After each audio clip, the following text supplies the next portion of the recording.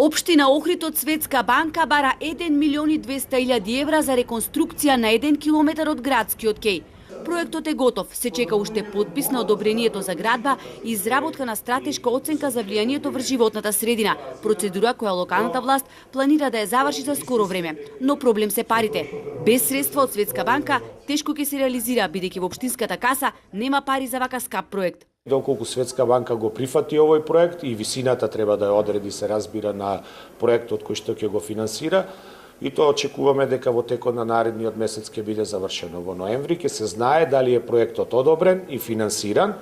Со проектот се предвидува проширување на кеот и навлегување во езерските води. И додека на социјалните мрежи дел од природонаучниците се против, како што пишуваат, вака тотално непотребна деструкција врз езерото, научните работници од Хидробиолошкиот завод немале забелешка. Проширувањето на кеот и навлегувањето во водата од 95 сантиметри нема да предизвикало некакви големи еколошки промени врз животинскиот и растителниот свет. Тие единствено сугерираат во реконструкцијата да се користат градежни материјали од сливното подрачје на Охридското езеро.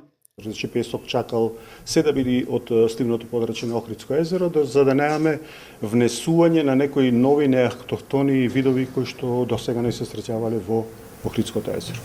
Инаку сумата од над милион евра не е доволна и за реконструкција на пристаништето, на кој му треба подобрување на целокупната инфраструктура.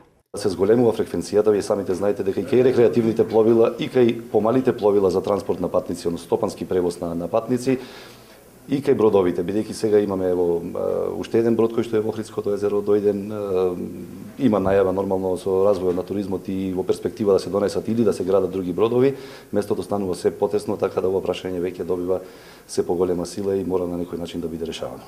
Најдосна за еден месец ќе се знае дали реконструкцијата ќе почне од нова година, доколку Светска банка одобри пари, тогаш локалната самоуправа очекува градежните активности да завршат до јуни идната година.